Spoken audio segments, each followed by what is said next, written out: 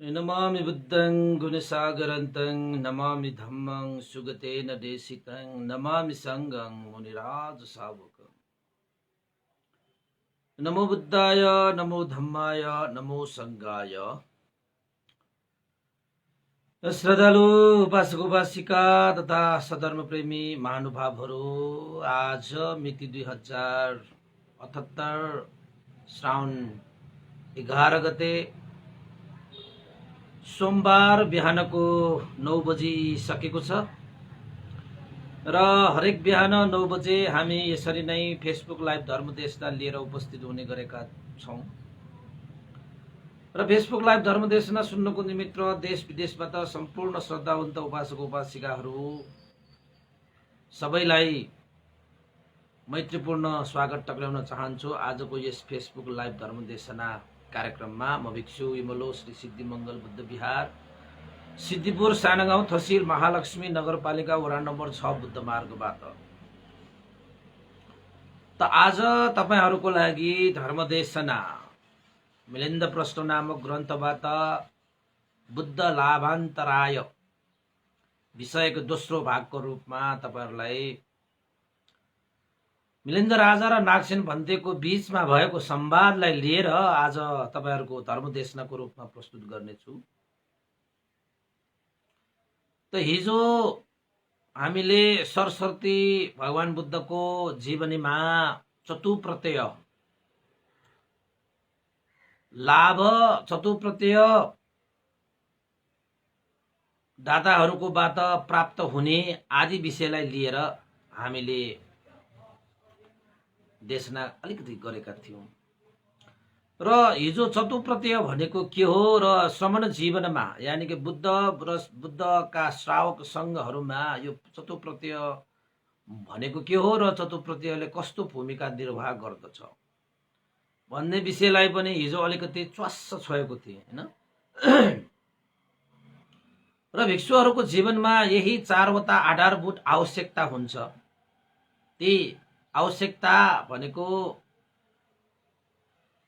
श्रद्धालु दाताहरुको तर्फबाट भिक्षुहरुलाई दान प्रदान गरेर पुण्य आर्जित गर्ने बुद्धकालीन समयदेखि प्रचलनमा छ र अहिले पनि त्यस्ता प्रचलनहरू छन् र बुद्ध शासन रहेसम्म यस्ता प्रचलनहरू रहिरहनेछ। किन त भन्दाखेरि श्रमण भिक्षुहरुको जीवन भनेको दाताहरुको दान श्रद्धाबाट जीविका यापन हुन्छ। त भिक्षुहरुको लागि घाँस बाँस कपास र भैषज्य यानी कि ओखती यी चारवटा कुराहरू भयो भने भिक्षुहरुको लागि परिपूर्ण भयो। यो गर्नुपर्छ त्यो गर्नुपर्छ यहाँ यस्तो त्यहाँ त्यस्तो यसरी त्यसरी भन्ने भिक्षुहरुको जीवनमा हुँदैन। उनीहरुको जीवनमा भनेको यो चतुप्रत्यय दाताहरुद्वारा दान गरिएका चतुप्रत्ययहरुलाई परिभोग गर्दै श्रमण भिक्षुहरुले शील समाधि प्रज्ञालाई अभ्यास गरेर अभ्यस्त भएर आफू पनि दुःखबाट मुक्त हुने र अरूलाई पनि दुःखबाट मुक्त गर्ने उनीहरुको लक्ष्य हुन्छ।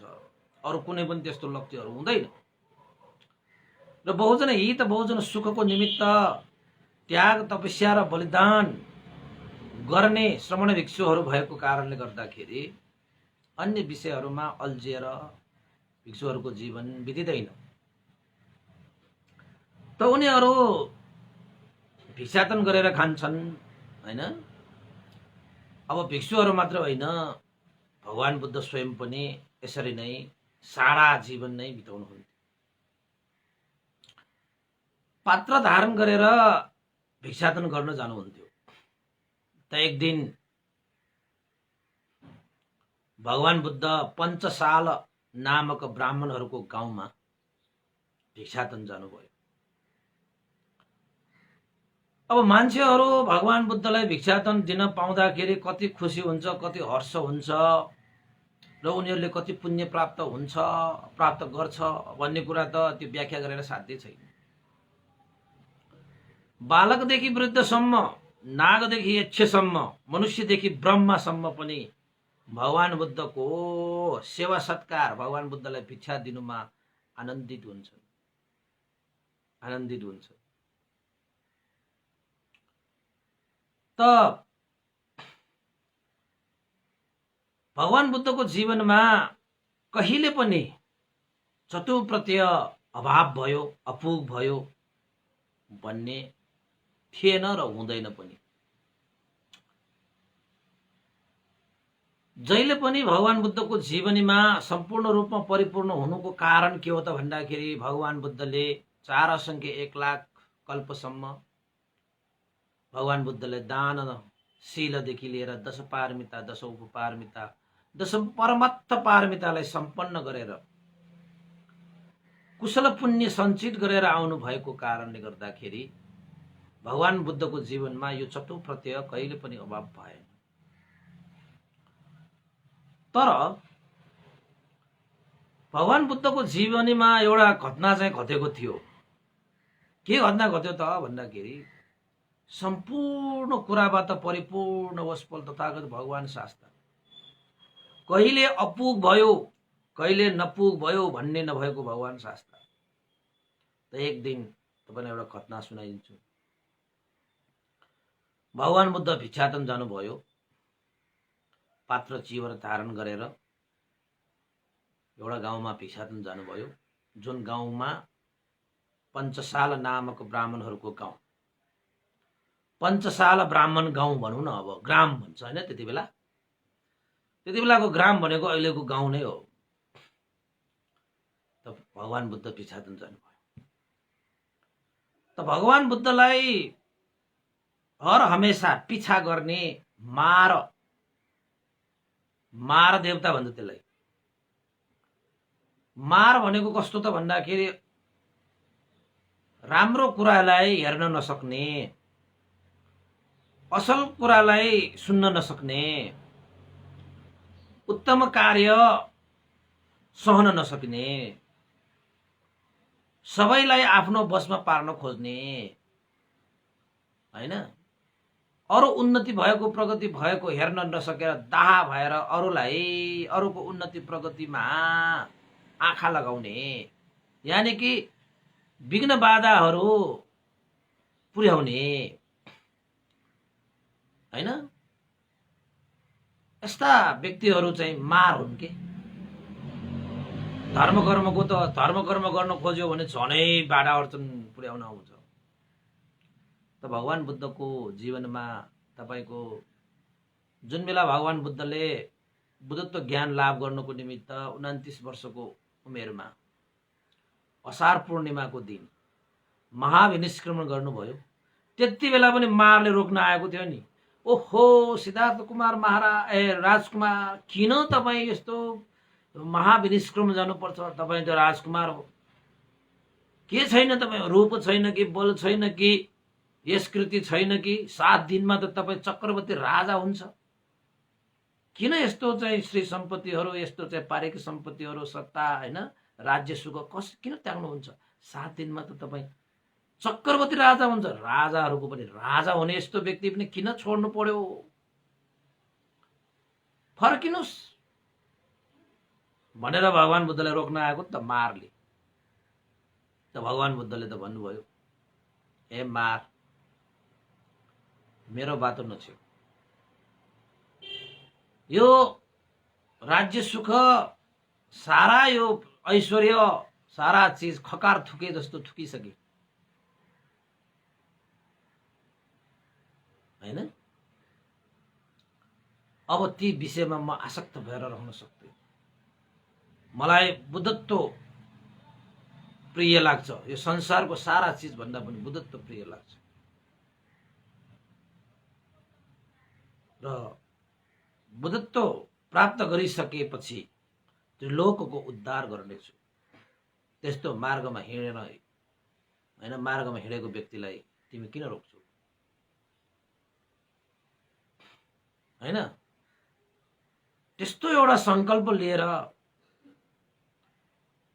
सिद्धार्थ कुमार थिए त्यति बेला, राजकुमार, महाविनिष्क्रमण गर्नु। मारले रोक्न सकेन। त मारले रोक्ने प्रयास गरेर पनि नसकेपछि कहीं कतै यो सिद्धार्थ कुमारको गल्ती भूल अपराध देखियो भने ती गल्ती भूल अपराधलाई समाएर यसलाई मैले गर्न जानेको छु भनेर मार पिछा परेका थिए। अब तपाईलाई थाहा छ नि, तपाईको चाहिँ भगवान बुद्धले बुद्ध गयाको बोधि वृक्ष मुनि जब बुद्धत्व ज्ञान लाभ गर्नको निमित्त आसन पलेती कसेर आसन बसे, अब मेरो शरीरको यो हाड छाला मासु सुकेर जाउन् हैन, धुलो पिठो भएर जाउन्, तर अब चाहिँ म बुद्धत्व ज्ञान लाभ नगरिकन बोधि ज्ञान सम्बोधि ज्ञान लाभ नगरिकन म यो आसनबाट उठ्ने छैन भनेर अधिष्ठान गरेर त्यो आसनमा बस्नुभयो। त्यसपछि यसवर्ती मार त ओहो छतपतिएर ओहो, अब यो भगवान बुद्ध चाहिँ अब मेरो बन्धनबाट मुक्त हुने भयो र अरूलाई पनि यसले मेरो बन्धनबाट मुक्त गराउने भयो भनेर त्यो मारको छतपति ओहो हो यस वशवर्ती मार त्यहाँबाट आएर भगवान बुद्धलाई चाहिँ भन्न आएको थियो नि, हे सिद्धार्थ, तिमीलाई यो आसनमा बस्ने अधिकार कसले दियो? यो आसनमा भनेको मतलब चाहिँ बुद्ध बन्ने आसन, बुद्धासन अधिष्ठान गरेर त बस्दाखेरि त अब बुद्ध नभइकन त उठ्नै नउठ्ने भयो, अधिष्ठानी गरिसकेको भयो। अब हाड छाला धुलो पिठो भएर जाउन्, रगत सुकेर जाउन्, छाला पिठो सुटो भएर जाउन्, हाड नै चुन चुन भएर जाउन्, तर बुद्ध त ज्ञान लाभ नगरिकन म यो आसनबाट उठ्दैन भनेपछि त मारलाई पर्यो पीर। अब बुद्ध त ज्ञान लाभ गर्यो भने त मेरो अधीनबाट मुक्त हुने भयो, मेरो बसबाट ऊ छुटकारा पाउने भयो र उसले सप्त प्राणीहरू त्रिलोकमा भएका सबै प्राणीहरूलाई पनि मार बन्धनबाट मुक्त गराउने भयो नि त। अब सबैलाई आफ्नो बसमा पारेर राग द्वेष मोह अभिमान घमण्ड ईर्ष्या उद्देश्य कुकुच ठिन मिद्ध पटिग रूप राग अरूप राग हैन काम रागमा चाहिँ पारेर त्यो मारले हाम्रो जीवनमा चाहिँ हाम्रो जीवन उपर चाहिँ एउटा शासन गर्नुपर्ने उसको लागि त। तर त्यो राग द्वेष मोहबाट मुक्त भएर गयो भने त त्यो मारको क्षेत्रबाट हामी अलग्ग भएर गएको हो कि। त्यसैले मारले त्यसो भन्न आउँदाखेरि उठ, तिम्रो त्यो अधिकार छैन, त्यो आसन उठ भन्न आएको थियो नि त। तर भगवान बुद्धले त यो बुद्धासनमा बस्नको निमित्त बोधि वृक्षको मुनि हैन, यो आसनमा बस्नको निमित्त मैले 4 असंख्य 1 लाख कल्पसम्म पारमित पूरा गरेर आएको छु, मेरो अधिकार छ यो भनेर भन्दाखेरि के छ र तिमीलाई साक्षी के छ? तिमीले त्यत्रो पारमिता पूरा गरेर आयो भन्ने साक्षी के छ? त्यतिकै तिमीले भनेर मान्छु म, मार्न पर्यो सकेसम्म। जस्तो राम्रो काम अरूले गर्न खोज्यो कि बिगारिहाल्ने, नसहने, अहिले पनि त्यस्ता मान्छेहरू हुन्छ नि त तपाईको जिन्दगीमा। कसैले राम्रो काम गर्न थाल्यो भने उसलाई चित्त दुख्छ कि, उसको मनमा अप्ठ्यारो हुन्छ कि, उसलाई दाह हुन्छ कि। अनि कसरी चाहिँ त्यो मान्छेको त्यो कामलाई भट्काउने, त्यो कामलाई बिगार्ने, बाधा अर्चन पुर्याएर उसको कामलाई चाहिँ अधुरो बनाउने विभिन्न सोच विचारहरू कर्महरू गर्न थाल्छन् क्या बेइमानहरूले। यो मार भनेको पनि त्यस्तै हो। भगवान बुद्धको जीवनमा पनि त थियो त्यस्तो मारहरू। अब तपाईँ हाम्रो जीवनमा हुँदैन, भयो भनेर चिन्ता मान्नु पर्दैन, किन मान्नु पर्यो र? भइहाल्छन् त्यस्ता मारहरूलाई त हामीले चाहिँ जितेर डाउन गरेर अगाडि बढ्नुपर्छ। त भगवान बुद्ध त्यसै गर्नुभयो। तिमीलाई साक्षी चाहिन्छ भने ल 4 असंख्य 1 लाख कल्पसम्म मैले पारमिता पूरा गरेको यही धरतीमै हो, ल यो धरती मेरो साक्षी। तिमीलाई बडा अब चाहिँ साक्षी चाहिएको, ल यही हो त धरती। अब को हुन्छ त्यत्रो लाखमा आयो भएको प्राणी को हुन्छ साक्षी दिनको?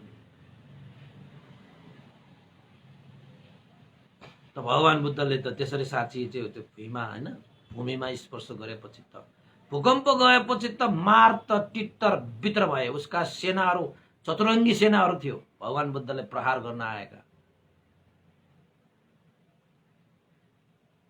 त्यस्तो छ मार। अब बुद्धत्व प्राप्त गर्नुभयो, बुद्धत्व प्राप्त गरिसकेपछि पनि मारले लखेतिरहेको छ भगवान बुद्ध। त त्यस्ता मारहरू बेला बखतमा आउँछन्। त एक दिन भगवान बुद्ध यो पञ्चसाल ब्राह्मण गाउँमा भिक्षाटन जानुभयो। मारलाई चाहिँ के विचार आयो त भन्दाखेरि बडा विकाल भोजन वेरमणि शिक्षापटङ समाधियामि। विकालमा भोजन नगर्ने नियम नीति अनुशासन शीलाचरण सदाचरण गरेको छ। आज चाहिँ यो सिद्धार्थलाई म भक्कै राख्छु, म यसलाई म भिक्षा प्राप्त नहुने बनाइदिन्छु आज भनेर त्यो मारले के गर्यो थाहा छ? पञ्चसाल ब्राह्मण गाउँका ती ब्राह्मणहरू भगवान बुद्धलाई जहिले पनि अब भिक्षु श्रमणहरू आयो भने भिक्षाटन दिने श्रद्धालु ब्राह्मणहरू नै हुन्। तपाईँ हाम्रो भाषाबाट त्यो ब्राह्मणहरू भनेको चाहिँ तपाईँको यो ढोटी सोटी लागेर टुप्पो सुप्पो बाँडेको त्यस्तो ब्राह्मणहरू होइन। जातीय रूपमा ब्राह्मण भनिएका होइनन् हैन। त्यहाँ पहिला चाहिँ एउटा ज्ञानीहरू, ज्ञान भएका बुद्धि भएका हैन मान्छेहरूलाई चाहिँ त्यति बेला ब्राह्मण भन्छौ। अहिले जस्तो जातीय रूपमा ब्राह्मण क्षेत्रीय त्यस्तो होइन। अनि त्यो ब्राह्मण गाउँमा पञ्चसाल गाउँमा भगवान बुद्ध भिक्षाटन आउनुभन्दा पहिले नै त्यो मारले त्यो ब्राह्मणहरूको त्यो मनमा छिरेर अब डुबेर भन्नु पर्यो हैन, त्यस्तो पनि गर्न सक्ने रहेछ हो।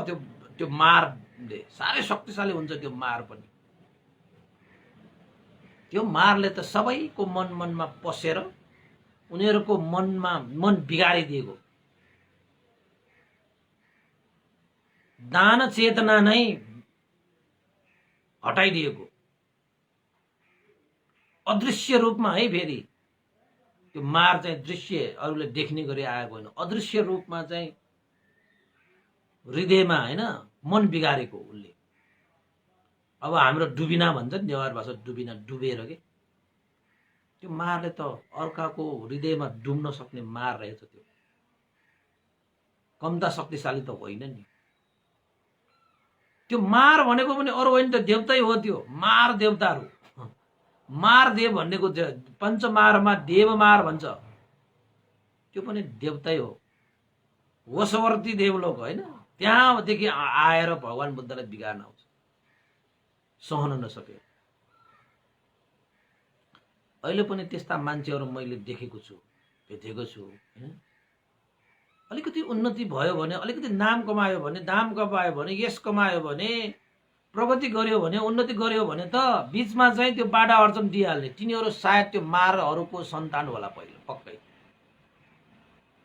मारहरूको पनि सन्तान हुन्छ नि हैन। त्यही जात के सन्तान भनेको, त्यही जातको, त्यही सोचको, त्यही विचारको, त्यही चरित्रको, त्यही मार्गमा हिँड्ने, अर्काको उन्नति सहनै नसक्ने ती मारहरूको सन्तानै होला तिनीहरू। अहिले पनि तपाईँको पनि वरिपरि छ होला नि त। नराम्रो काम गर्यो भने तपाईलाई नराम्रो काम गर्यो भनेर झन्झनै त्यसलाई पेल्ने। कहिलेकाहीँ तपाईँबाट पनि गल्तीहरू, सानो गल्ती भयो भने त्यसलाई पहाड बनाइदिने हैन। हामीबाट कहिलेकाहीँ गलत हुन सक्ला, साँच्चै गलत भयो भनेर चाहिँ भन्ने मान्छेले गलत भएकोबाट सुधार्ने मार्ग पनि देखाइदिनु पर्यो नि। अर्काको गलत मात्रै हेरेर बस्ने मान्छेहरू हुन्छ नि त। अर्काको कमी कमजोरीहरू मात्रै खोटलेर त्यस्ता कुराहरू मात्रै गरेर चाहिँ मक्ख पर्ने, त्यस्तोमै मजा मान्ने मान्छेहरू हुन्छन्। तपाईँको जीवनमा पनि हुन्छ होला त्यस्तो। अनि कस्तो त भन्दाखेरि तपाईको कमी कमजोरीलाई खोटलेर तपाईले चाहिँ त्यो सानोलाई चाहिँ पहाड बनाइहाल्छ, टिललाई पहाड बनाउँछ। तपाईको फेरि उन्नति प्रगति भयो भने अब तपाई कमी कमजोरीमा तपाईलाई चाहिँ कुरा काट्ने मान्छेले तपाईको उन्नतिमा पनि त अब प्रशंसा गर्नु पर्यो नि त। त्यसो भए गर्दैन। तपाईको चाहिँ राम्रो काममा प्रशंसा गर्नुपर्ने बेलामा चाहिँ मुखमा चाहिँ टेल हालेर बस्छ, गर्दैन। कसैले थाहा पाउला उसको त राम्रो काम फैलिएपछि त अर्काको नाम चम्किएला हैन, अरूको चाहिँ उन्नति होला प्रगति होला भनेर डराएर कसैले चाहिँ आफ्नो अगाडि कसैले चाहिँ उसको प्रशंसा नै गर्यो भने पनि उसले चाहिँ काटिहाल्छ। त्यस्तो अलिकति गरेको होला, त्यस्तो गरेको होला भनेर चाहिँ त्यो पहाड जत्रो कामलाई पनि तिल बनाइन्छ। त्यस्ता मान्छे हुन्छ। तिनीहरू चाहिँ पक्कै त्यो मारहरूको सन्तान होला। भगवान बुद्धलाई त दुःख दिने, अब हामीलाई दुःख दिने। ओहो खतरनाक हुन्छ त्यस्ताहरू। अनि त्यो मारले पञ्चशाल नामक ब्राह्मण गाउँमा त्यो सारा ब्राह्मणहरू एकजना दुईजना मात्र होइन, त्यो अदृश्य रूपमा उनीहरूको हृदयमा छिरेर दान चेतना, पहिला त कति त्याग चेतना थियो, दान गर्ने चेतना थियो, सबैमा दान चेतना नै हराइदियो हैन। त्याग चेतना भएको त्यो चेतनालाई पनि बिगारिदियो, डुबेर त्यो कहिलेकाहीँ हाम्रो भन्छ नि त, वो मनुई के म्यम छमसु डुबे जो होला भन्छ। त्यो मार देवता पनि त्यस्तो डुब्न आउन सक्छ। त्यस्तो त्यो देवता हो त्यो।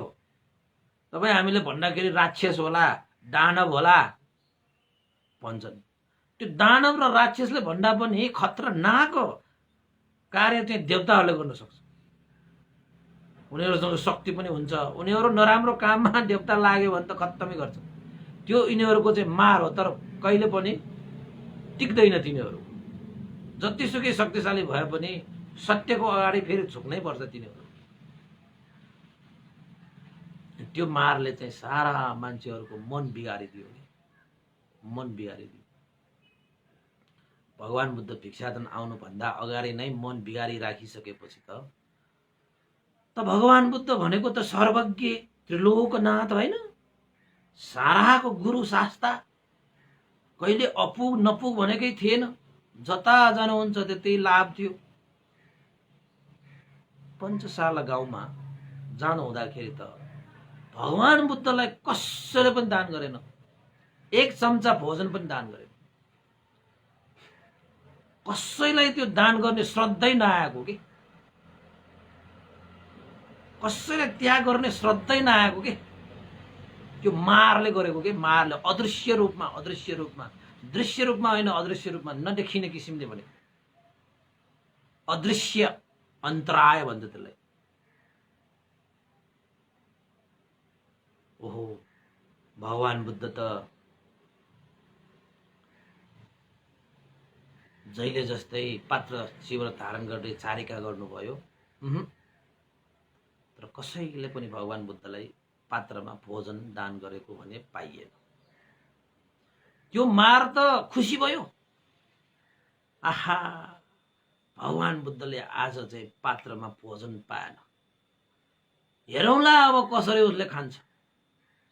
भोकै हुने भयो यसलाई। भगवान बुद्धहरूलाई चाहिँ भोकै राख्नमा नै खुसी लाग्छ कि, संसार चाहिँ भगवान बुद्धलाई चाहिँ दान दिएर खुसी हुन्छ, त्यो मार चाहिँ भगवान बुद्धलाई भोकै राख्नुमा खुसी हुन्छ। त्यत्तिकै थाहा हुन्छ नि मार भने कस्तो हुन्छ हैन। कोही कोही मान्छे हामी अब म देखेर त कोही कोही मान्छेहरू त्यो मारको रूपमा आइरहेको हुन्छ, तपाईँ देखेर पनि मारको रूपमा आइरहेको हुन्छ। यत्रो धर्मदेशना गर्दाखेरि त त्यो मारले जस्तो हैन त्यो विरोध गरेर बसिरहेको हुन्छ कोही कोही।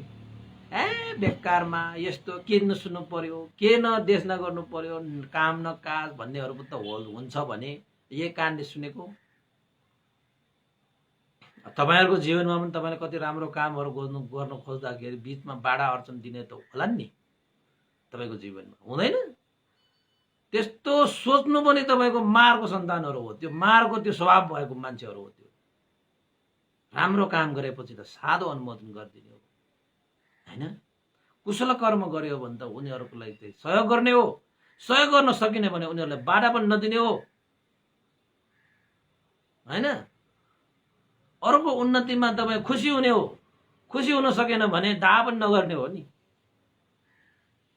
खुसी पनि हुन सकेन, दाह पनि गर्छ। मारको सन्तान भएन तिनीहरू। त यहाँ मारले किन सन्तान भनेको त भन्दाखेरि भगवान बुद्ध जस्तो, जसले 4 असङ्ख्य 1 लाख कल्पसम्म त्यस्तो त्याग तपस्या बलिदान गरेर यो त्रिलोकलाई उद्धार गर्नको निमित्त आफ्नो जीवन परित्याग गरे, त्यस्ता व्यक्तिलाई चाहिँ भोकै राख्नको निमित्त यो मारले कति ठुलो प्रयास गर्यो। त्यो मार सफल पनि भयो भने कसरी सफल भएको त भन्दाखेरि हृदय हृदयमा अदृश्य रूपले त्यो छिरेर उनीहरूको मन बिगारिदियो। भगवान बुद्ध जसरी भिक्षाटन आउँदाखेरि भगवान बुद्धले पानीले पात्र थुन्थ्यो, त्यसरी नै भिक्षाटनै लिन नपाएकन अन्तिममा पानीले पात्र धुनु पर्यो। नत्र त भोजन खाइसकेपछि मात्र पात्र धुने हो। तर आज त भोजनै नखाइकन पात्र धुनु पर्यो भगवान बुद्ध। त भगवान बुद्ध कहाँ आएर मारले के भन्न आउँछ फेरि थाहा छ? भगवान शास्ता आज त तपाईले भोजन चाँडै सकाउनु भयो कि के हो ओ भनेर भन्न आउँछ मारले। फेरि गिजाउन आएको नि।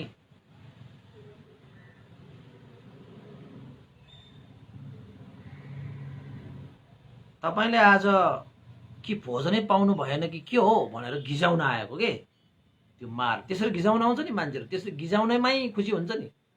आफूले नै सरेन्डर गरेर, आफूले नै विघ्न बाधा दिएर भिक्षाटन प्राप्त नगरेको, फेरि थाहै नपाएको जस्तो गरेर फेरि चाहिँ ठिक्क पार्न आउँछ। अगाडि चाहिँ ठिक्क पार्न आउँछ, पछाडि त्यो दिक्क पार्छ। हो मारलाई लेखेको कविता हो मैले अस्तिको। अगाडि ठिक्क पार्ने, पछाडि दिक्क पार्ने मान्छेदेखि सावधान भनेको। अब मारदेखि सावधान भन्नुपर्ने, मैले मान्छेदेखि सावधान भनेको छु त्यहाँ कवितामा। त्यो मार पनि त्यस्तै परेछ। अनि भगवान बुद्धले त्यो मारलाई भनेछ, हे पापी मार, तिमी आफैले चाहिँ भिक्षाटनमा बाधा अर्चन गरेर कुशल पुण्य सम्पादन गर्ने अवसरबाट तिमीले वञ्चित गरायौ।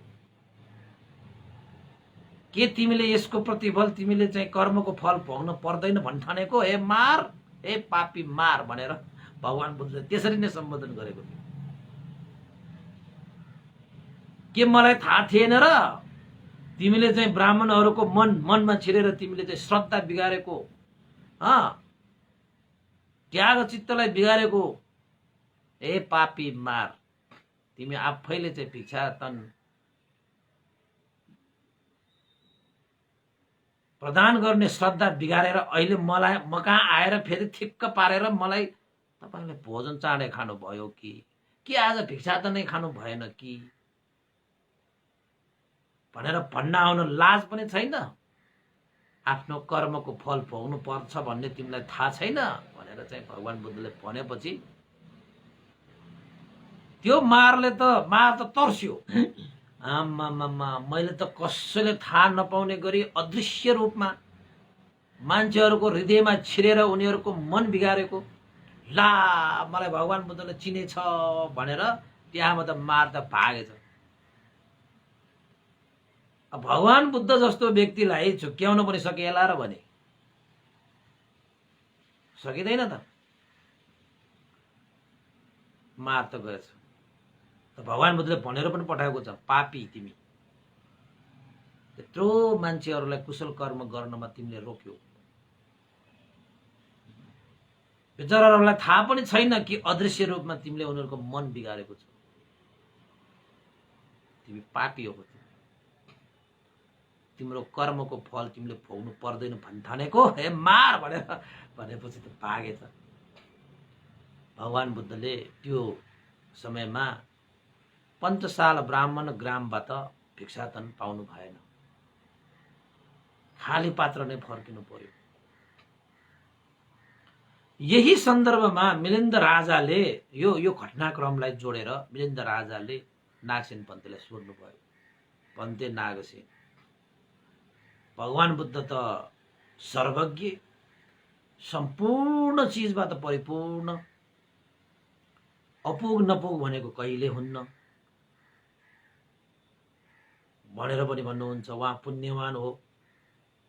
यो कुरा सही हो भने भगवान बुद्ध पञ्चशाल ब्राह्मण ग्राममा भिक्षाटन जाँदाखेरि पात्रमा भिक्षा नपाएको यो चाहिँ गलत हुनु पर्यो। उहाँले त केही पनि पाउनु भएन, खाली हातै फर्किनु पर्यो कि यो कुरा गलत हुनु पर्यो। यदि भगवान बुद्धको जीवनमा पञ्चशाल ब्राह्मण ग्राममा भिक्षाटन जानु हुँदाखेरि एउटा पनि भिक्षा नपाउनु त्यो कुरा सही हो भने भगवान बुद्धको सारा इच्छा आकांक्षा परिपूर्ण हुन्छ, अपुग नपुग भनेको केही पनि हुँदैन भन्ने कुरा चाहिँ गलत हुन्छ। फेरि यो पनि दुविधा भयो भन्ते नागसेन। यो दुविधाबाट मलाई छुटकारा चाहियो। मेरो मनमा त दुविधा भयो नि त। अब भगवान बुद्ध जस्तो व्यक्तिलाई भिक्षा नपाइकन त्यसरी खाना नपाउने भनेको त ओहो, यो त अद्भुत भयो, यो त आश्चर्य भयो भनेर भन्दाखेरि नागसेन पन्तेले भन्नुभयो, महाराज यो कुरा पनि सही हो। भगवान बुद्धलाई चतु प्रत्यय परिष्कारहरूको अभाव कहिले पनि हुँदैन, जहिले पनि प्राप्त हुन्छ, हैन? उहाँलाई अपुग नपुग भनेको हुँदै हुँदैन। यो कुरा पनि सही हो। र अर्को कुरा, यो पञ्चशाल ब्राह्मण ग्राममा भगवान बुद्ध भिक्षाटन जानु हुँदाखेरि भिक्षाटन नपाएको पनि फेरि सही हो, हैन? उहाँ खाली पात्र लिएर फर्किनु परेको पनि सही हो। अब चतुप्रत्यय जहिले पनि पाउँछ भनेको सन्दर्भ त यो भिक्षाटन हैन, भिक्षाटन भनेको पनि त पाउनै पर्ने हो नि, चतुप्रत्ययमा पर्छ नि त। यो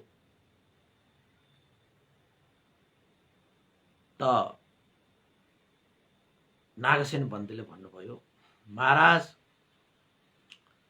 न यो भगवान बुद्धको कारणले भिक्षा नपाएको हो, न पञ्चशाल ब्राह्मण ग्रामका ब्राह्मणहरूको कारणले भिक्षा नपाएको, यो सबै पापी मारले गर्दा भएको हो, पापी मारले गर्दा भएको, हैन? भनेपछि वीरेन्द्र राजाले के भने त, भन्ते नागसेन, भगवान बुद्धले 4 असंख्य 1 लाख कल्पसम्म पारमिता पूरा गरेर आउनु भएको रे। त्यत्रो समयसम्म चाहिँ कुशल पुण्य सम्पादन गरेर आउनु भएको के पञ्चशाल ब्राह्मण ग्राममा जाँदाखेरि भगवान बुद्धको पुण्य सकिएको हो र? भोजन प्राप्त नहुने, हैन, प्राप्त हुने त्यो पुण्य सकिएको हो र, हैन?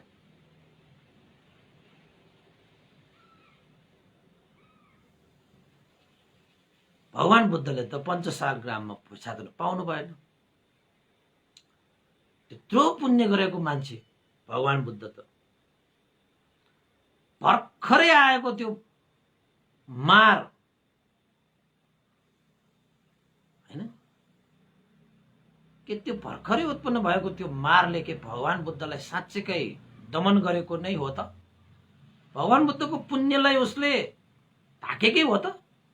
यानी कि भगवान बुद्धको पुण्यमा उसले प्रभाव पारेर भगवान बुद्धलाई उसले परास्तै गरेको हो र, हैन?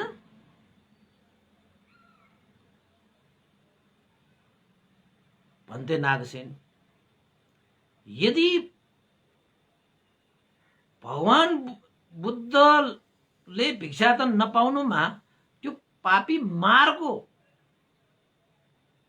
भूमिका छ भने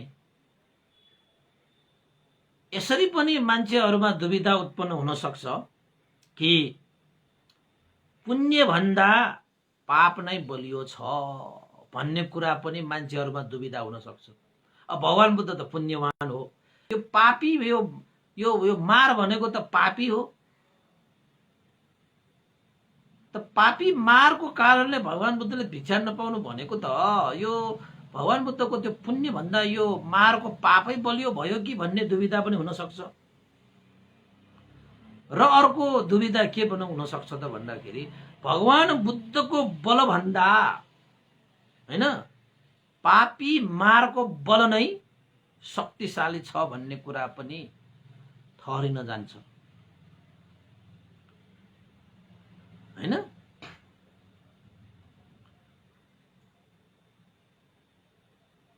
यो पनि दुविधायुक्त भयो भन्थे नागसेन। के साँच्चै पुण्य भन्दा पापै ठुलो हो त? के साँच्चैकै बुद्ध भन्दा पनि यो पापी मार नै शक्तिशाली हो त? भगवान बुद्धले त पक्कै पनि भिक्षाटन पाउनु भएन। त्यसपछि नागसेन पन्तले भन्नुभयो, महाराज कतै रुखको काण्ड भन्दा हैन रुखको जुन जडाको जुन चाहिँ मोटाइ छ नि काण्ड भन्दा माथिल्लो के हाँगाहरू कहीँ गरौँगो हुन्छ होला त हैन। त्यसरी नै पुण्य भन्दा पाप कसरी बलियो हुन सक्छ? त्यसरी नै भगवान बुद्ध भन्दा यो पापी मार कसरी शक्तिशाली हुन सक्छ? महाराज तपाईको यो विषयलाई मैले प्रस्ट्याउनको निमित्त एउटा उदाहरण म तपाईलाई प्रस्तुत गर्छु, कारण पनि म तपाईलाई प्रस्तुत गर्छु। भन्नुस् भन्थे। त्यही कारण त बुझ्न खोजिरहेको मैले। तपाईले उपमा दिएर मलाई सम्झाउने साह्रै मिठो लाग्छ। यसमा पनि एउटा चाहिँ उपमा दिएर मलाई सम्झाइनुस् न। ल ठीक छ महाराज, मानौ एउटा मान्छे महको चाका हैन अरु विभिन्न विषय वस्तुहरू हैन वस्तुहरू लिएर चक्रवर्ती राजालाई कसैले दिनु पर्यो भनेर दरबारमा आउँछन्। आयो भनौं त जुन बेला त्यो कसैले लिएर आएको मान्छे दरबारमा पुग्छ त्यो द्वारपालले उसलाई रोक्छ। के भन्छ? के गर्न आएको? के लिएर आएको?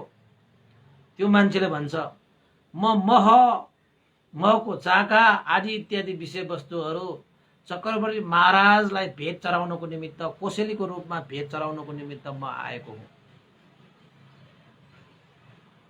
मलाई राजालाई भेट्न दियो। द्वारपालले के भन्छ? ए मान्छे, यो समय राजा चक्रवर्ती राजालाई भेट्ने समय होइन। यो समयमा चक्रवर्ती राजालाई भेट्न सकिँदैन। अहिले तिमीले केही गरी बाधा दियो भने चक्रवर्ती राजालाई तिमीले दण्ड पनि दिन सक्छ। त्यसैले आफ्ना कोसेली सोसेली लिएरहरू तिमी भागिहाल। बेटाइममा तिमी आइपुगेका छौ। त्यसैले आफ्नो ज्यानको माया छ भने यहाँबाट गइहाल।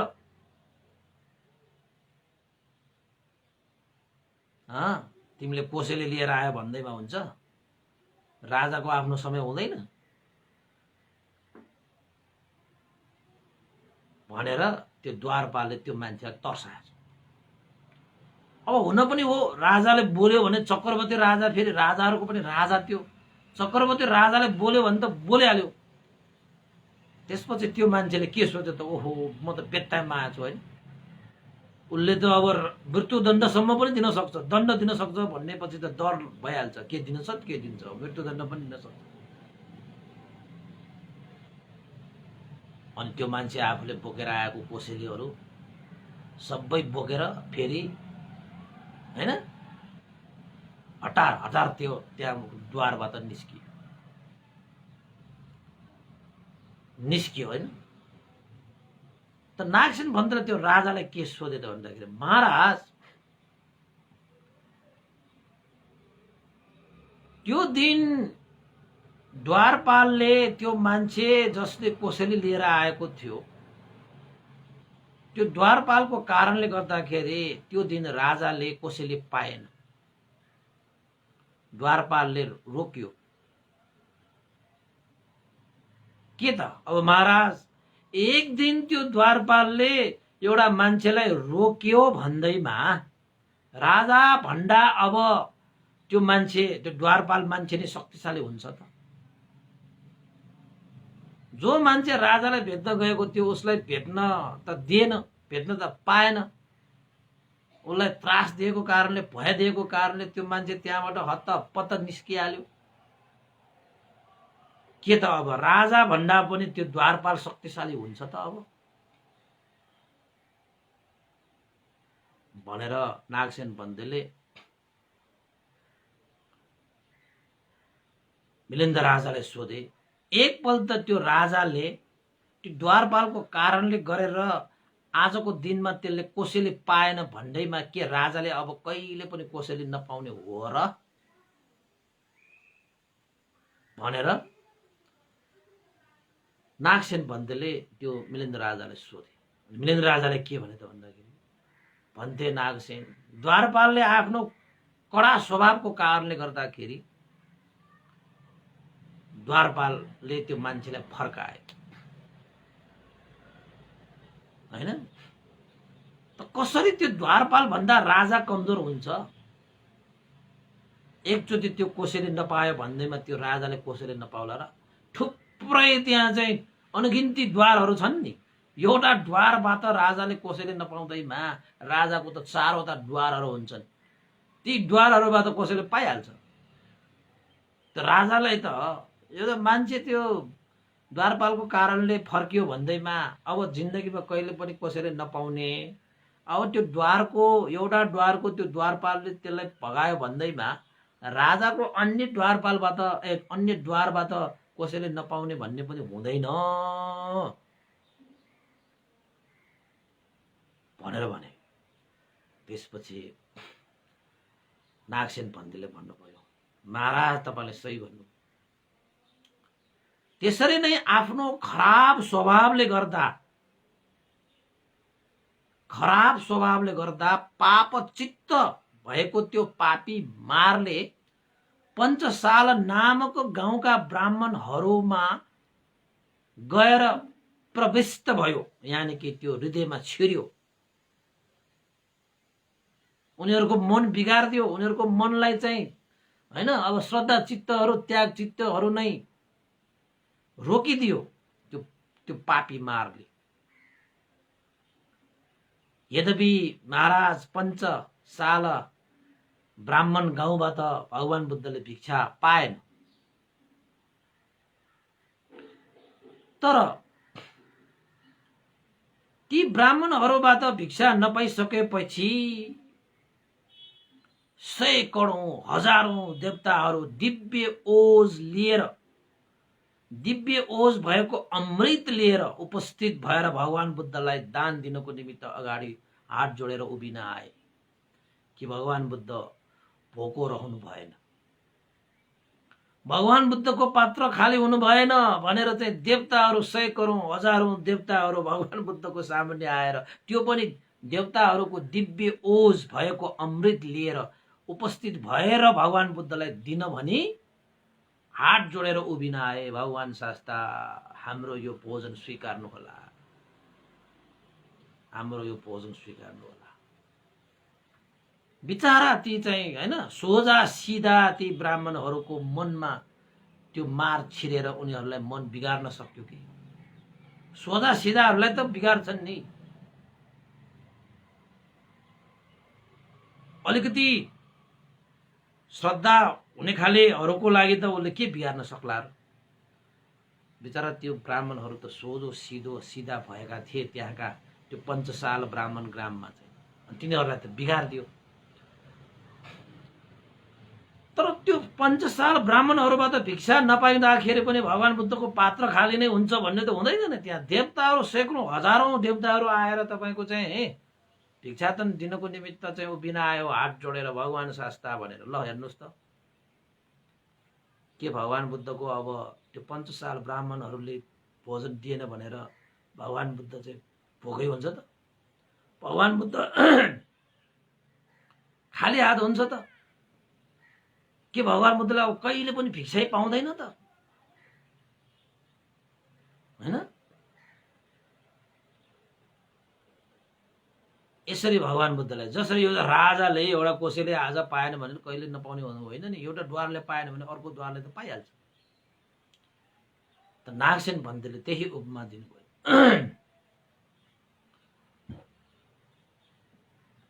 हैन? त मिलिन्द राजाले के प्रश्न गर्यो भन्दाखेरि भन्थे नागसेन भगवान बुद्धलाई चारैवटा प्रत्ययहरू सजिलैसँग प्राप्त हुन्छ भन्ने कुरा त अब जसो तसो भगवान बुद्धका त त्रिलोकमा, हैन, भगवान बुद्ध प्रति श्रद्धा आस्था राख्ने त सैकडौं करोडौं, हैन, छन् नि, प्राप्त त भयो होला र हुन्छन् पनि भन्थे नागसेन। तर त्यो दिनमा भगवान बुद्ध पञ्चसाल ब्राह्मण नगरमा जानु हुँदाखेरि भगवान बुद्धले त भिक्षा त पाएन नि, अरूमा त पाए होला तर त्यहाँ जाँदाखेरि पाएन नि। मारले आफ्नो लक्ष्य त पूरा गरे नि, मारको इच्छा त पूरा भइहाल्यो, ब्राह्मणहरूबाट के पनि प्राप्त भएन। त्यसैले पनि मलाई चाहिँ मनमा पनि शंका लागेको छ, मनमा पनि यो सन्देह लाग्छ, मान्छेहरूलाई पनि लाग्न सक्छ पुण्य भन्दा पापै बलियो हो कि भगवान बुद्ध भन्दा मारै चाहिँ शक्तिशाली हो कि भन्ने चाहिँ शंका त लाग्छ। यो शंका पनि हटाइदिनु पर्यो। यो दुविधायुक्त कार्य, यो दुविधायुक्त विषयलाई तपाईले मलाई चाहिँ शंका निवारण गरिदिनु पर्यो। एउटा चाहिँ नीच शूद्र पापी हीन जीवले, मारले भगवान बुद्ध जस्तो अरहन्त सम्यक सम्बुद्ध देवता र मनुष्यहरूका शास्ता सर्वश्रेष्ठ सर्वज्ञ पुण्यवान, हैन, अद्वितीय अतुलनीय व्यक्तिको भिक्षाटनमा कसरी चाहिँ बाधा दिन सक्यो होला, मलाई चाहिँ दुविधा लाग्यो। यो मार भनेको त नीच हुन्छ नि, पापी हुन्छ, तिनीहरूको हीन हुन्छ उनीहरू। त्यस्तो नीच हीन क्षुद्र मारले सम्यक सम्बुद्ध तथागत भगवान बुद्धको भिक्षाटनमा बाधा दिन सक्यो, यो त अचम्म भयो। यसो हेर्दाखेरि मारको त आफ्नो इच्छा त पूरा गर्यो नि त उसले। त्यसपछि नागसेन पन्थीले पनि महाराज अन्तरायहरू बाधाहरू चार प्रकारका हुन्छ। अन्तराय बाधाहरू कति प्रकारका हुन्छन्? चार प्रकारका हुन्छन्।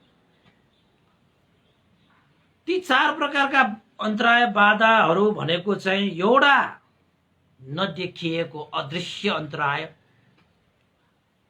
अर्को चाहिँ उद्देश्य लक्ष्य अन्तराय, तेस्रो नम्बर तयार पारिएको अन्तराय, चौथो नम्बर परिभोगको लागि उद्दत्त अन्तराय।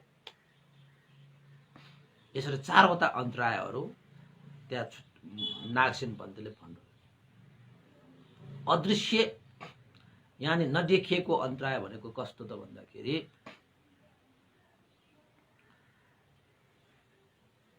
कुनै एउटा व्यक्तिले खास व्यक्तिहरूको लागि तयार पारिएको दान, अब कुनै कुनै मान्छेहरूमा हुन्छ नि त दान दिने त्याग गर्ने भन्ने श्रद्धा उत्पन्न भइरहेको हुन्छ, हैन?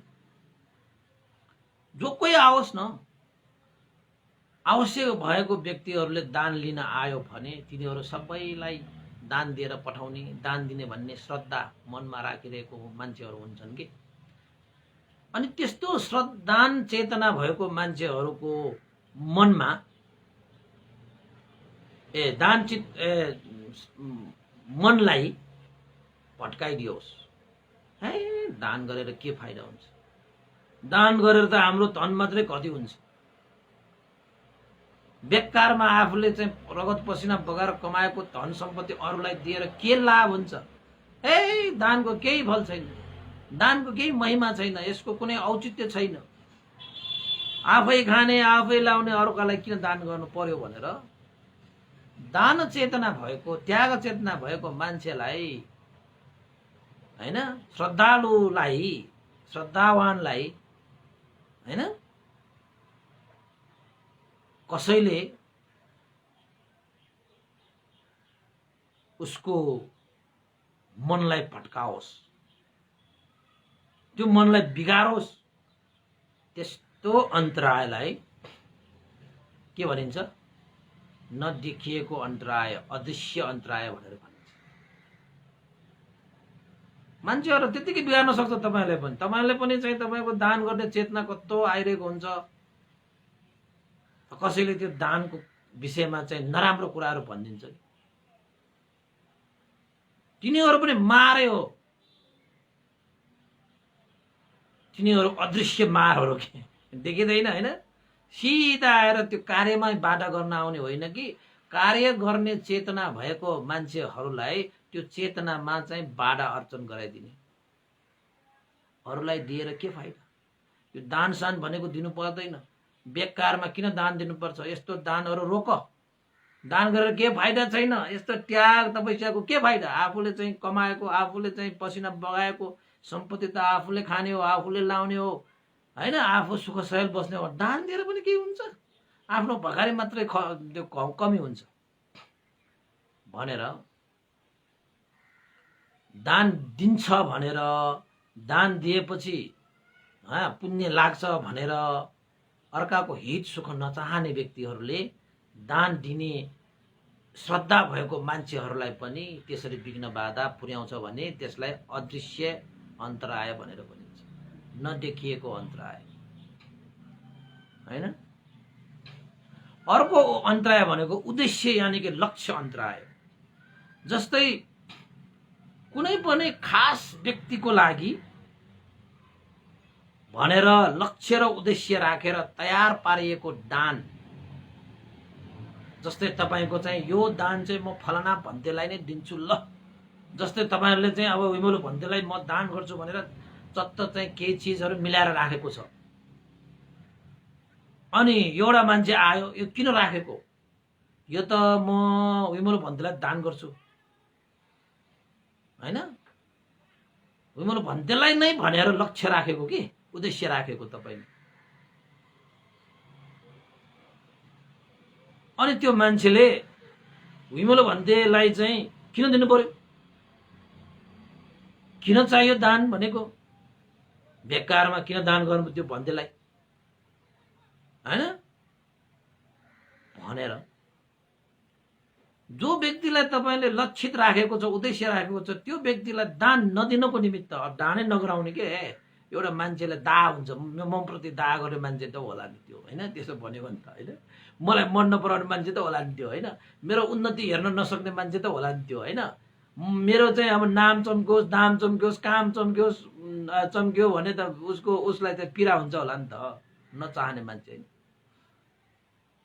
उसले तपाईले चाहिँ दान गर्नको लागि लक्ष्य राखेको, उद्देश्य राखेको प्रति चाहिँ नराम्रा कुराहरू गरेर, हैन? त्यो दानको चाहिँ महिमा के पनि छैन भनेर होस् कि जे होस्, तपाईको चाहिँ त्यो लक्ष्य उद्देश्य राखेको दानलाई चाहिँ उसले भत्काइदिन्छ।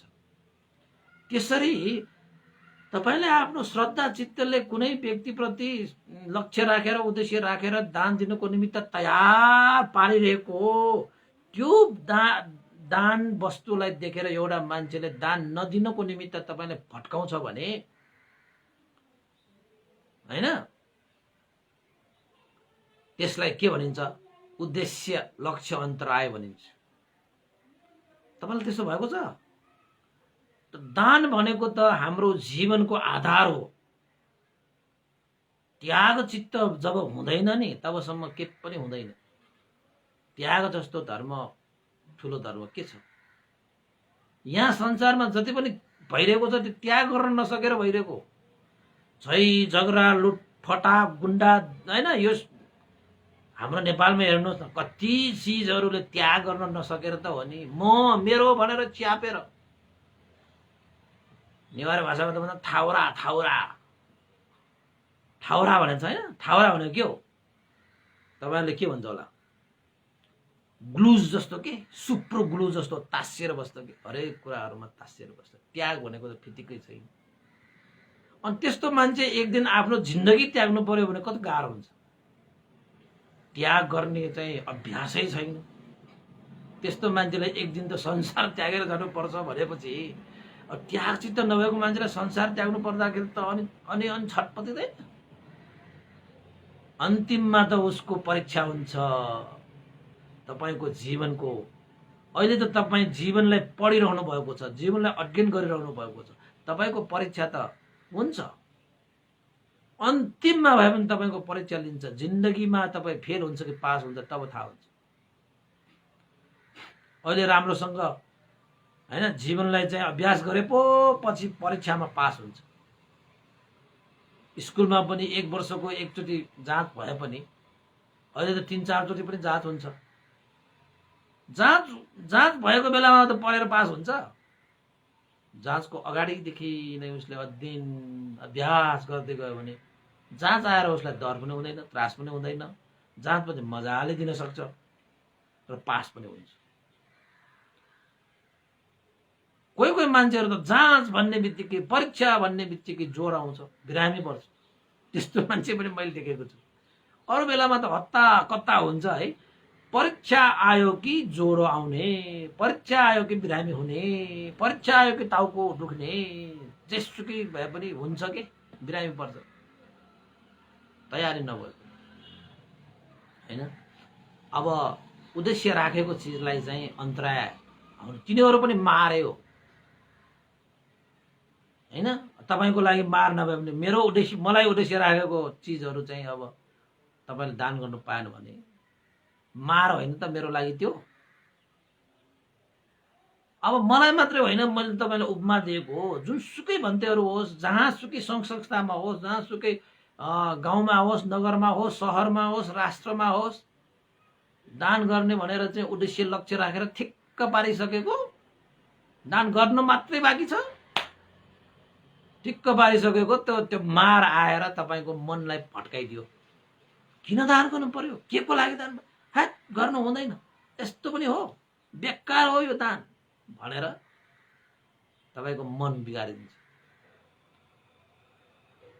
सिधा सादालाई मात्रै बिगार्न सक्छ। कोही मान्छेहरु मन त बलियो हुन्छ, तैँले भनेर हुन्छ भनेर गाली गरेर पढाउँछ, टक्की त भनेर गाली गरेर पढाउँछ। त्यस्तो चाहिँ हैन त्यो जस उद्देश्य राखिसकेको एउटा चाहिँ उसलाई म दान गर्छु भनेर तपाईले चाहिँ चेतना राखिसकेको, उद्देश्य राखिसकेको भनौं न, ठिक्क पारेको भन्दाखेरि पनि अब उद्देश्य राखिसकेको। अब अर्को चाहिँ के हो त भन्दाखेरि तयार पारिएको अन्तराय। त्यस्तो भनेको के हो त भन्दाखेरि कुनै मान्छेले त्याग गर्ने दान गर्ने भनेर तयार नै भयो, दान गर्नलाई तयार भइसक्यो त्यहाँ हैन। अब आफूले मनले खाएको जस्तो दानहरू गर्नको निमित्त दान परिभोग्य विषयहरू पनि सबै तयार भइसक्यो। दान दिनलाई तयार मात्र भएको के थियो, एउटा मान्छे आएर त्यो मार हो कि त्यो आएर अन्तिम समयमा दान दिनलाई अब तयार भइसकेको समयमा पनि विघ्न बाधा डाल्ने त्यो बाधा अर्चन पुर्याउने मान्छेहरू हुन्छ हैन। तिनीहरू पनि मार्यो। तपाईलाई कहिले त्यस्तो भएको छ? दान दिने श्रद्धा पनि थियो, लक्ष्य उद्देश्य पनि राख्यो, त्यहाँसम्म पनि बाधा भएन। अब दान दिन मात्रै बाँकी छ, तयार भइरहेको चाहिँ सबै कुराहरू चाँजो बाजो पनि मिलाएर तयार भइसक्यो। त्यही बेलामा चाहिँ मार आयो। तपाईको मान्छेहरू नै हो कि त्यो। तपाईलाई एउटा मान्छे आएर तपाईलाई चाहिँ तयार भइसकेको चिजलाई पनि अब दान नदिने किसिमले तपाईलाई विघ्न बाधा दिन्छ भने त्यो चाहिँ कस्तो चाहिँ तयार पारिएको अन्तराय हैन। त्यसपछि परिभोगका लागि उद्यत भएको हो अन्तराय भनेर यो अन्तिम अन्तराय छ।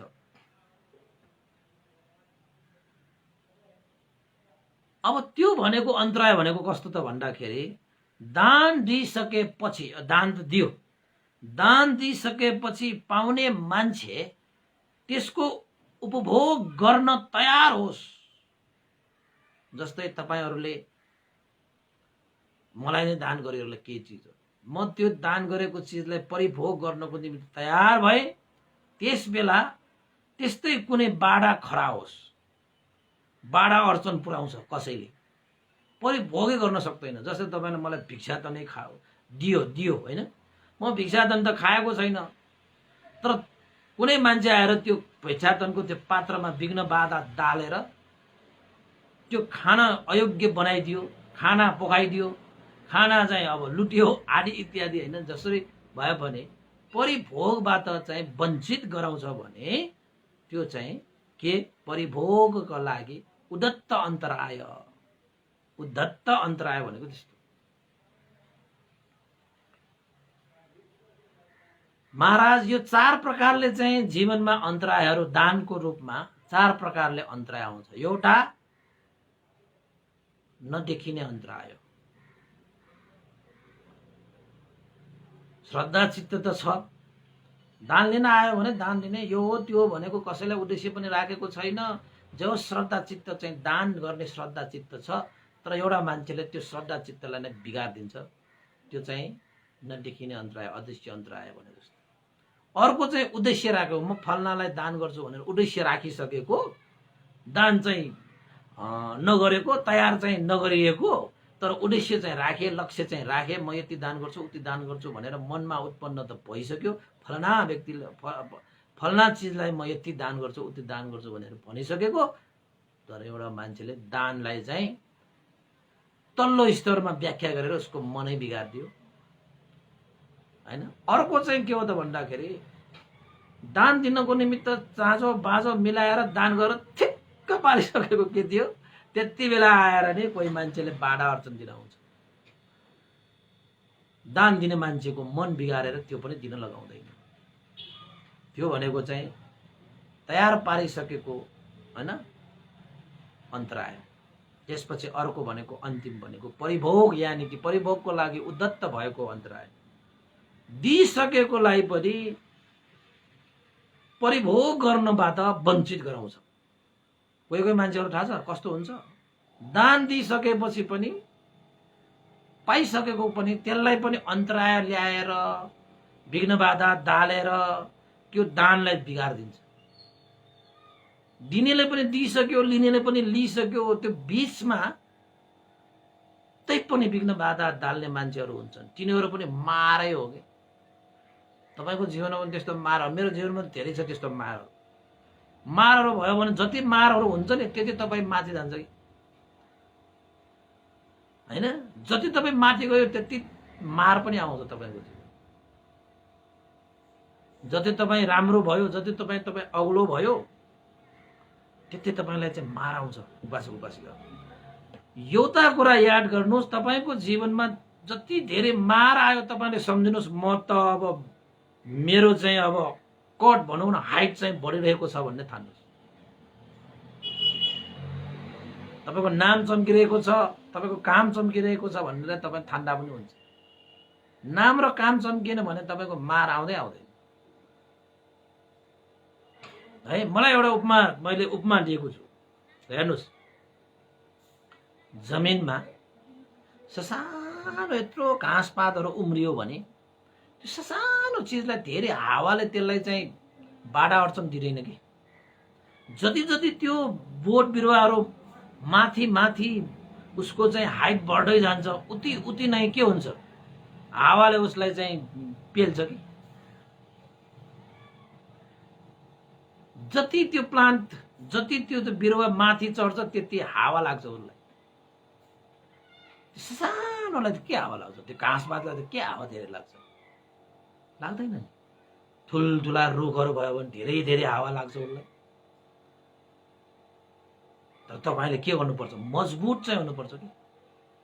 त्यसले धेरै माथि जान चाहने मान्छेले तलको जरालाई पनि त्यत्तिकै तल चाहिँ गाड्नुपर्छ अरे। जसरी त्यो पिपलको बोटले जसरी तपाईँको चाहिँ बाहिरपट्टि त्यो रुखहरू छाङ्गिन्छ नि, त्यति नै उसले चाहिँ जराहरू चाहिँ त्यो जमिनमा छरेको हुन्छ अरे। त्यसैले त पिपलको बोट चाहिँ एकदम अटल होइन, जस्तो सुकै आँधी बेरी आए पनि त्यो चाहिँ अडिग भएर बस्न सकेको कारण चाहिँ त्यो हो रे कि। त्यसैले तपाईँ जति आकाशमा उड्नुहुन्छ त्यति धरातललाई पनि हेर्नुहोस् है, धरातललाई नबिर्सनुहोस्। तपाईँ ढल्न सक्नुहुन्छ, तपाईँले उडाउन सक्छ मान्छेहरूले। जसरी तपाईँले चाहिँ घरलाई जति तल्ला थप्ने हो त्यति जग पनि बसाल्नु पर्यो नि त तल, त्यस्तै हो। अब एक तल्ला भयो भने धेरै धेरै जग पनि हाल्नु पर्दैन। 2 तल्ला 3 तल्ला 4 तल्ला 5 तल्ला 6 तल्ला जति तपाईँको तल्लाहरू बढाउने हो त्यति त्यति जग पनि मजबुत बनाउनु पर्छ भन्ने अर्थ लाग्छ कि, र त्यो गर्छ पनि। त्यसैले तपाईँ चाहिँ माथि जति चढ्नुहुन्छ त्यति तल पनि तपाईँले होस गर्नुपर्छ है।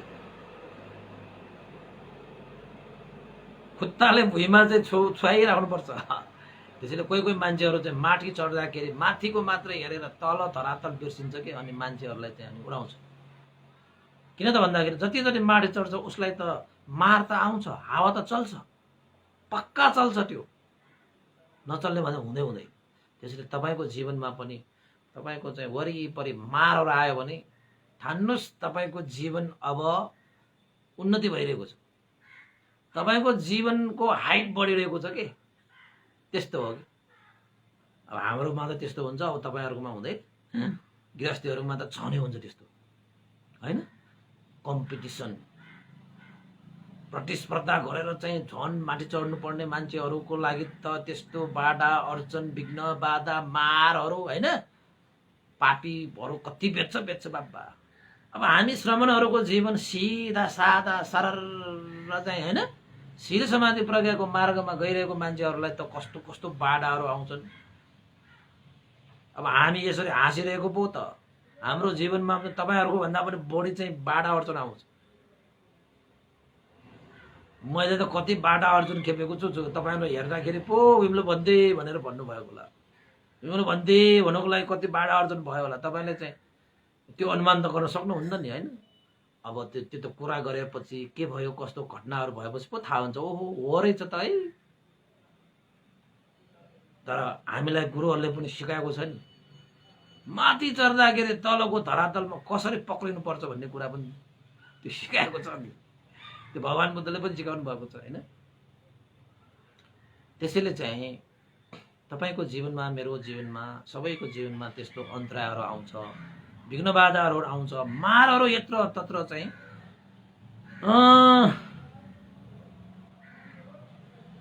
छरेर तपाईँको जीवनमा चाहिँ त्यो घुमेर बसिरहेको हुन्छ कि होइन।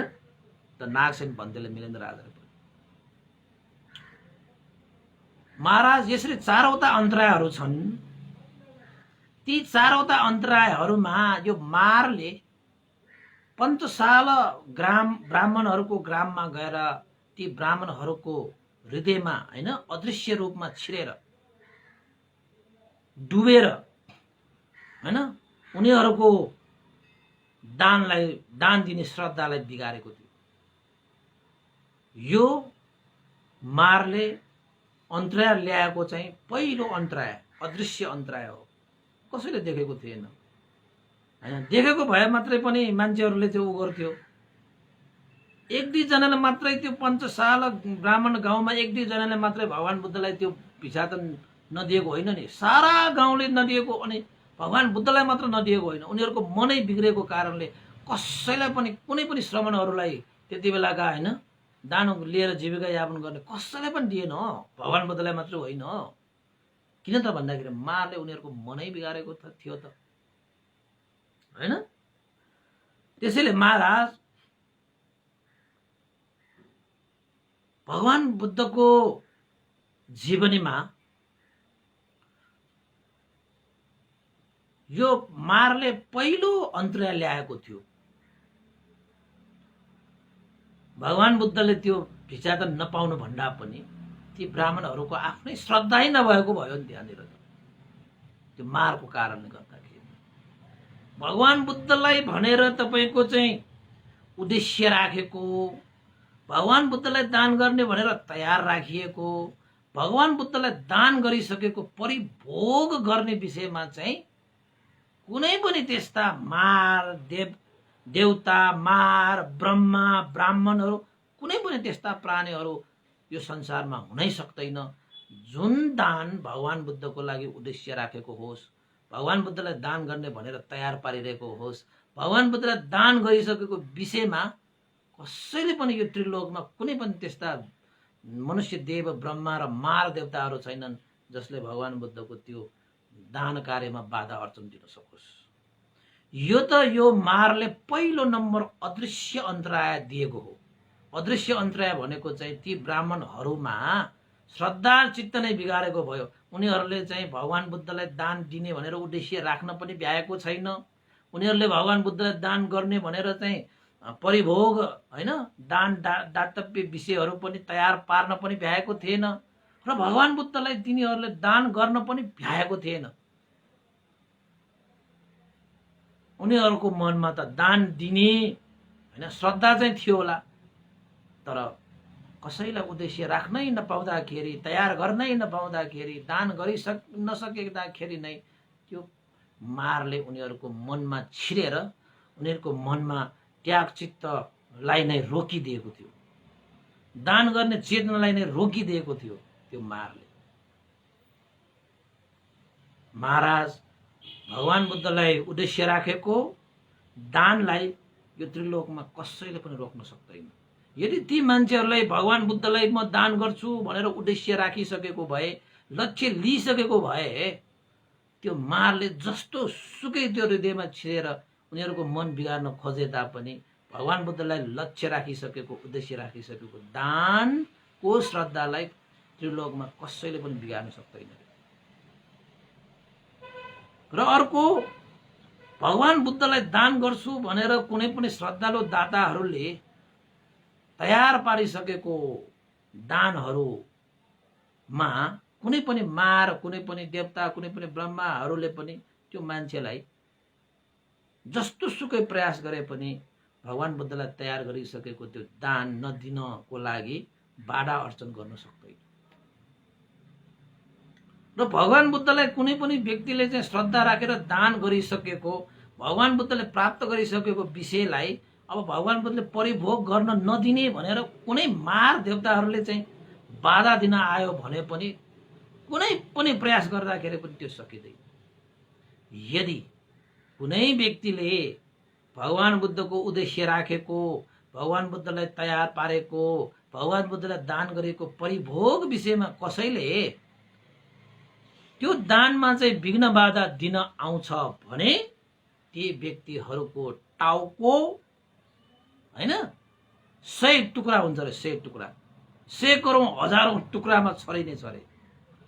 भगवान बुद्धको त्यो पुण्य धर्ममा कसैले पनि बाधा अर्चन गर्न सक्दैन हैन।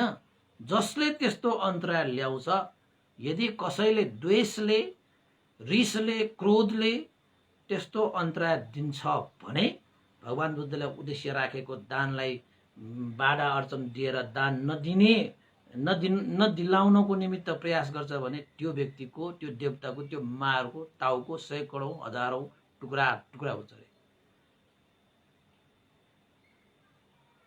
भगवान बुद्धलाई तयार पारिसकेको दानलाई बाधा दिन आउँछ, भगवान बुद्धलाई दान गरिसकेको चिजलाई चाहिँ बाधा गर्न आउँछ भने त्यो व्यक्तिको के हुन्छ रहेछ, 100 करोड हजारौं त्यसको टाउको टुक्रा हुन्छ रे।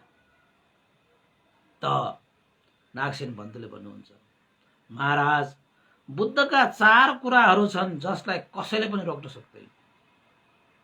बुद्धको जीवनीमा यस्ता 4 कुराहरू छन् जसलाई कसैले पनि रोक्न सक्दैन।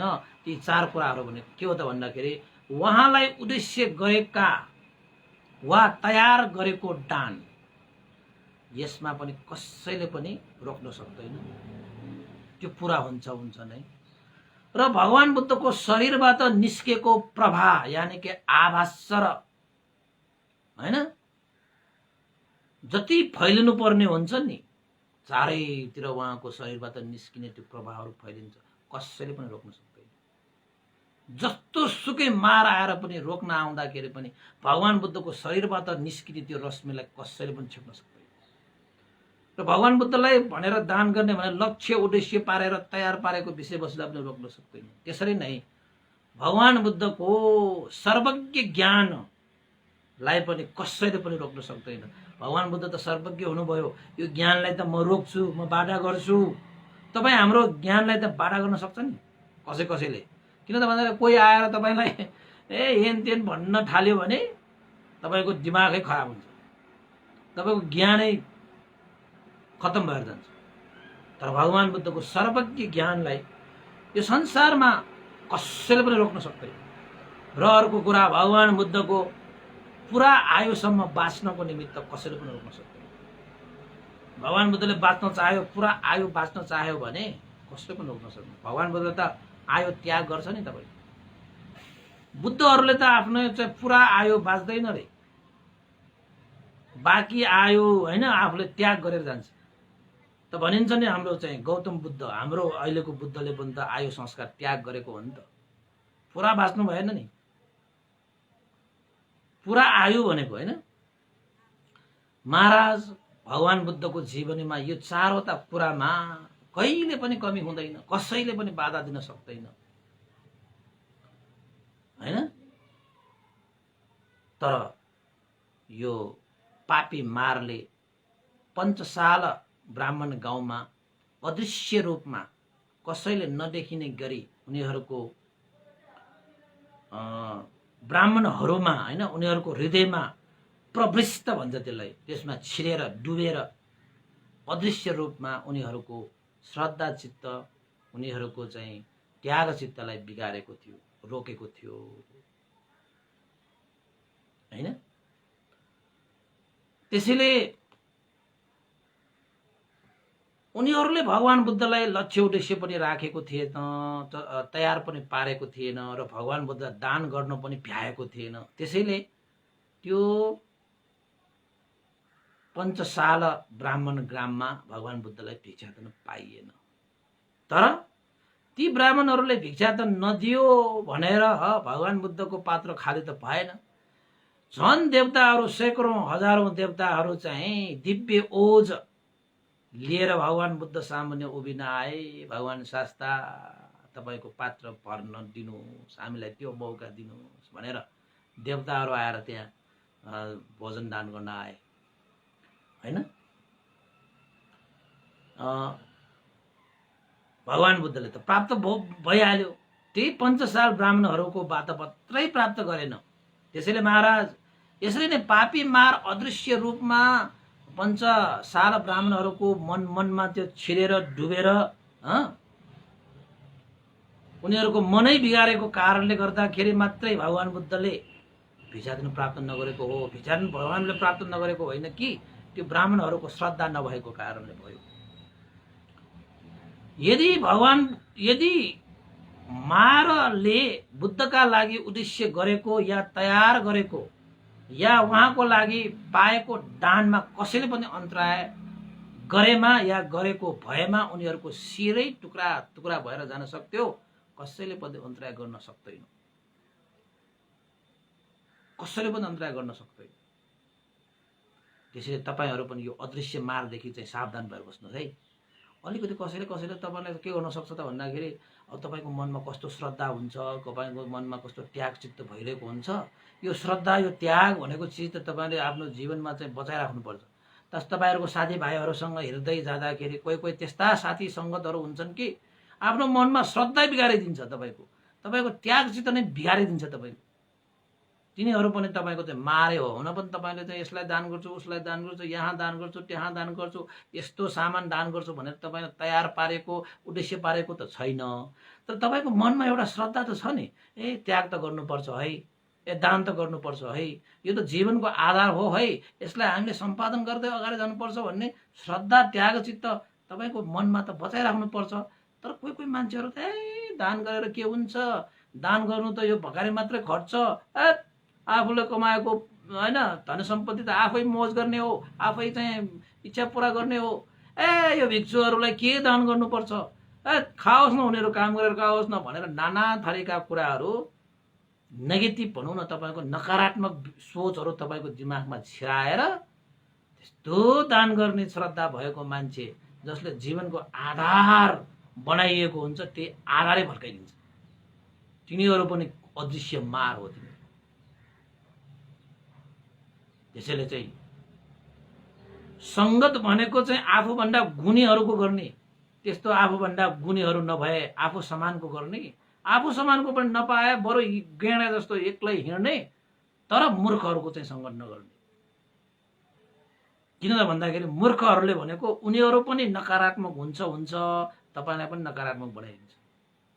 अलिकति भएको श्रद्धा, अलिकति भएको त्याग, अलिकति भएको पुण्य, अलिकति भएको धर्मलाई पनि नाश गरिदिन सक्छ। त्यो मूर्खहरू भनेको त्यस्तो हुन्छ, बाँदरको जस्तो स्वभाव, आफू पनि घर बनाउँदैन अर्कालाई पनि घर बनाउँदैन, त्यस्तै हो। त्यो मूर्खहरूको स्वभाव चाहिँ यस्तो हुन्छ उपासक उपासिकाहरू। त यसरी भगवान बुद्धको विषयमा नागसेन भन्तेले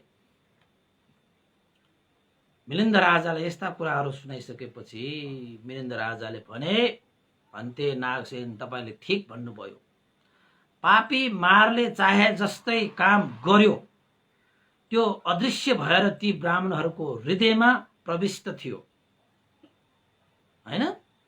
तर बुद्धको लागि, बुद्ध भगवानको लागि उद्देश्य राखेको, तयार पारेको र दान गरिसकेको विषयलाई चाहिँ त्यो पापी मारले के पनि गर्न सक्दैन। यदि गरेको भए भुस जस्तै के भुस, मुट्ठी भुस जस्तै झरेर छरिने थियो। भनेको चाहिँ उनीहरूको शरीर एक मुट्ठी भुस जस्तो छरिने थियो, टुक्रा टुक्रा हुन्थ्यो तिनीहरू। तर भगवान बुद्धले पञ्चसाल ब्राह्मणहरूबाट भिक्षाटन नपाए पनि देवताहरूले त भिक्षाटन दिनको निमित्त एकजना होइन, दुईजना होइन, सैकौं हजारौं देवताहरू त लाम लागेर भगवान बुद्धलाई हात जोड्न आइयो नि त। ती पञ्चसाल ब्राह्मणहरू श्रद्धा चित्त त्याग चित्त हुँदा हुँदै पनि त्यो मारले अदृश्य रूपमा उनीहरूको चाहिँ हृदयमा प्रविष्ट भएको कारणले, यानि कि डुबेको कारणले गर्दाखेरि उनीहरूले दिन मात्र नसकेको हो, तर सदा अब भगवान बुद्धलाई उनीहरूले भिक्षाटन दिँदैनन् भन्ने हुँदैन। मैले बुझेँ तपाईले भन्नुभयो भगवान बुद्धको जीवनमा कहिले पनि परिष्कारको अभाव हुँदैन, अपुग हुँदैन, नपुग हुँदैन भन्ने कुरा मैले यसलाई पनि स्वीकारेँ।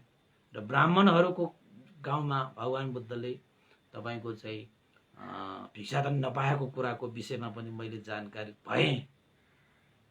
मेरो दुविधा मुक्त भयो भन्थे साधुवाद साधुवाद साधुवाद भनेर आखिरमा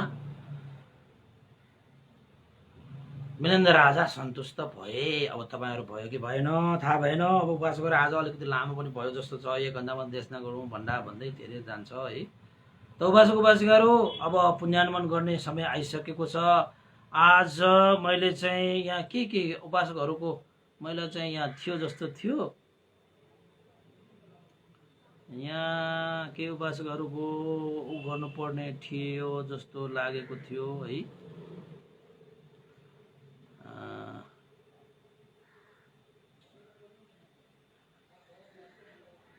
ल केही छुटेको छ भने म पछि भनौँला है। मैले गर्न त सबै गरिसकेको, यो मेसेन्जरमा कहीँ खोज्नै अप्ठ्यारो भयो। ल अहिलेलाई पुण्यानुमन गरौँ है। ल अन्तमा यो पुण्यको अनुभवले श्रद्धेय गुरुवर ज्ञान पुटिङ मास्टर भन्दै लगाएर श्रद्धेय साएर उपनिधा विवंश लगाएर सम्पूर्ण उपासक उपासिका सत्व प्राणीहरू देवता मनुष्यहरू हैन, तपाईहरुको इष्टमित्र ज्ञाति बन्धुहरू कतिजना बितेर जानुभएको छ भने उहाँहरूको लागि पनि यो पुण्य लाभ भई उहाँहरूको पनि हित सुख होस् भनेर आशा गरे। देशना प्रत्यक्ष अप्रत्यक्ष सुन्नुहुने सम्पूर्ण उपासक उपासिकाहरूमा नि यो देशनाको अनुभवले तपाईहरुको जीवनमा पनि कुनै त्यस्ता चाहिँ दुविधाहरू चाहिँ शान्त भएर जाउन्। तपाईको जीवनमा पनि त्यस्ता मारहरू आउन सक्छ हैन, यत्र तत्र यहाँ त्यहाँबाट तपाईको लागि चाहिँ मार भनेर तपाईको डाँडा साडा भएको, पुच्छर भएको, सिङ भएको आउँदैन। तपाईको वरिपरि तपाईको चाहिँ साथीभाइहरु नै तपाईको लागि मार भएर आउन सक्छ के। त्यसैले चाहिँ त्यस्ता व्यक्तिहरुबाट होस गर्नुस् जसकोले तपाईको जीवनमा आधार भएको चीजलाई पनि बाधा अर्चन गर्न सक्छ। दानको कुरामा मात्रै होइन, शीलको कुरामा, ध्यानको कुरामा, पुण्यको कुरामा, धर्मको कुरामा होइन तपाईँलाई चाहिँ विघ्न बाधा दिन्छ। त्यो कुशल कर्म सम्पादन गर्नको निमित्त बाधा अर्चन पुर्याउँछ। गरिसकेको कुरामा पनि त बाधा अर्चन गर्न सक्छ भनेपछि गर्नु अगाडि पनि त बाधा अर्चन गर्न सक्छ होइन। त्यस्ता तपाईँको जीवनमा त्यस्ता मारहरूलाई तपाईँले त्यो परास्त गर्दै अगाडि बढ्न सकोस्, यिनीहरूलाई दमन गर्दै अगाडि बढ्न सकोस् होइन। तपाईँको हिमाल जस्तै अत्तल भएर आफ्नो त्याग चित्त श्रद्धा दानशील भावना आदि कुशल कर्म धर्ममा तपाईँको चाहिँ अडिग भएर तपाईँ अगाडि बढ्न सकोस्, जसको कारणले मार्गफल निर्वाण धर्म पनि प्राप्त गर्न सकोस् भनेर आशिका गर्दै पुण्यानुमोदन गर्न चाहे। भवतु सर्वमङ्गल।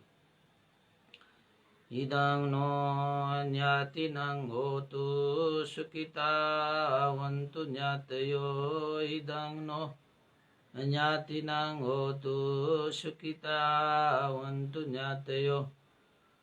एतावता सम्मेहि सम्भतं पुण्यसम्पदं सब्बे देवानुमोदन्तु सम्पत्तिसिद्धिया।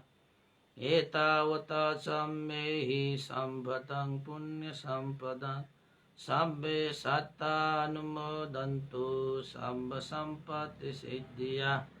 एतावता सम्मेहि सम्भतं पुण्यसम्पदं सब्बे भूतानुमोदन्तु सम्पत्तिसिद्धिया। साधु साधु साधु भवतु सर्वमङ्गलम्।